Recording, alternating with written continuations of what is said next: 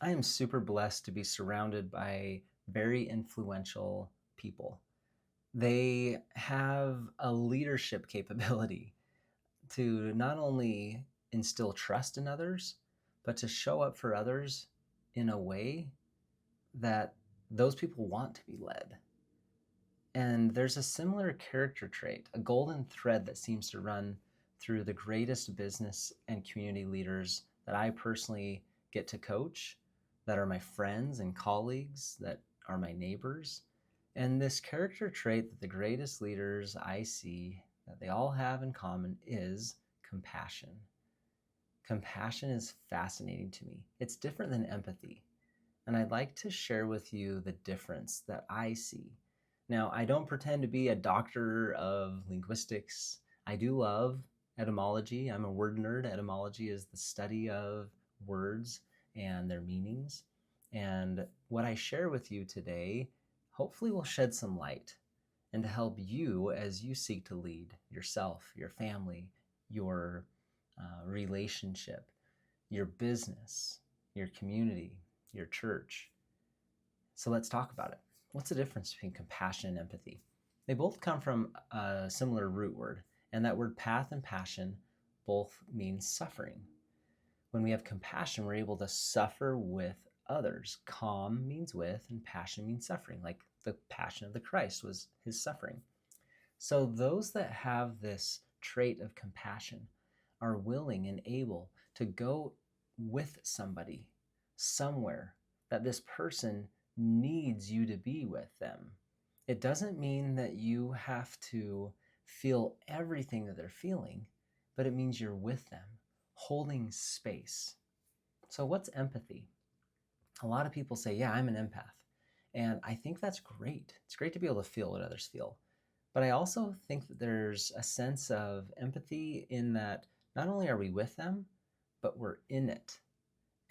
The EM part of empathy means we're in it rather than just with them. And in it in a sense that we almost own it. True empaths will actually feel and experience things in their bodies, like physical pain, that other people are experiencing. They take it upon themselves. And there is a sense of ownership.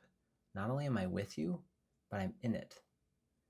And when I think of the ultimate empath, the person that has been in our suffering more than anyone else, I have to think about Jesus Christ, who in the Garden of Gethsemane on the cross at Calvary literally took upon him all of the sins and the pains and the sicknesses and the trials, the tears, all of the hurt of all mankind. He owned that.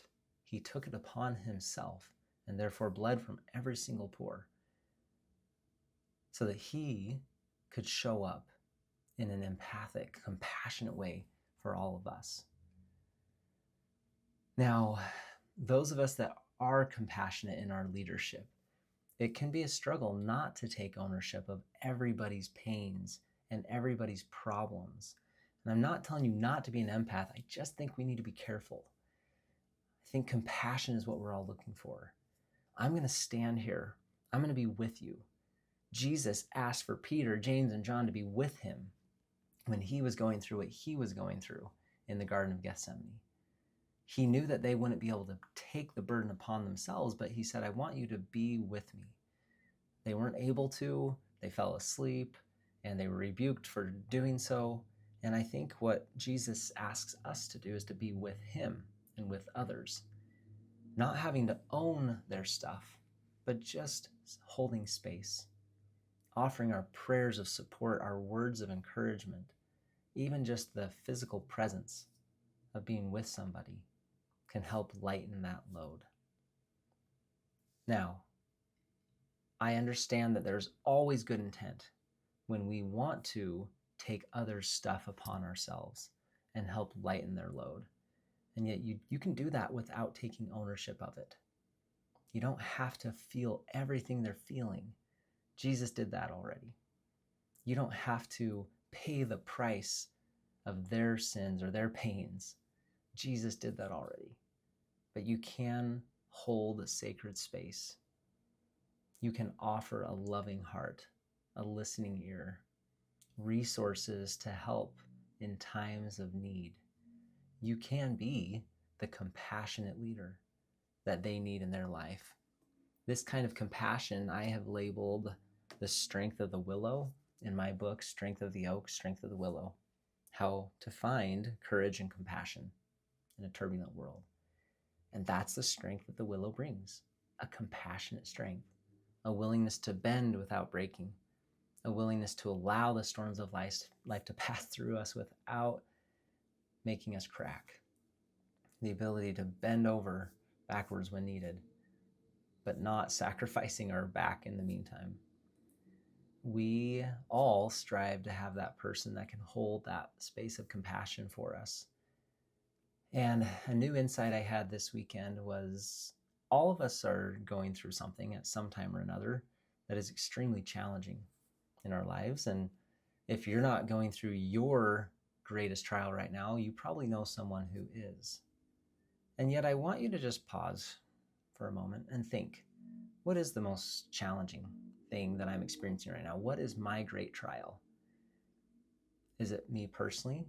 Is it a loved one? Is it what's happening professionally?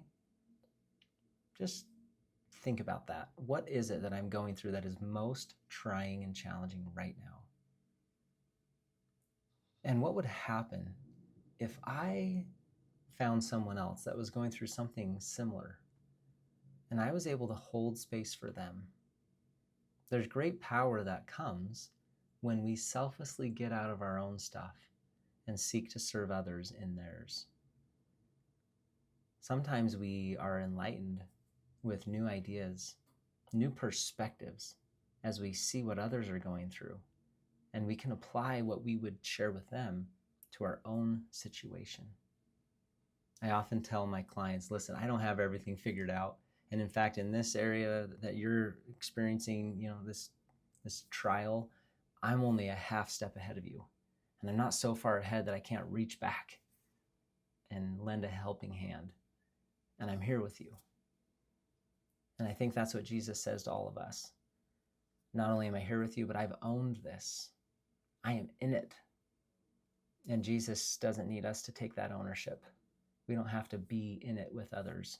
We can stay on steady, stable ground, higher ground, and lend a helping hand downward to pull others upward, even when we ourselves feel like we're going through something. And maybe we feel like we're at rock bottom. Well, guess what? As you're pushing this other person up, you're going to have to go up as well. So my invitation to you, again, what is that thing that you're going through that's the greatest angst, that's creating stress for you? And look around. Maybe you need to pray and ask, who else is going through something similar that I could show up and lend some support? The promise that I make to you is that in so doing, you will find strength for yourself and maybe someone that will be willing to pull with you. It's been said, if you want to go fast, go alone. And if you want to go far, go together. Well, I want to have my cake and eat it too kind of guy. So why not go fast and far? You can go on your own, and when needed, you can take others with you.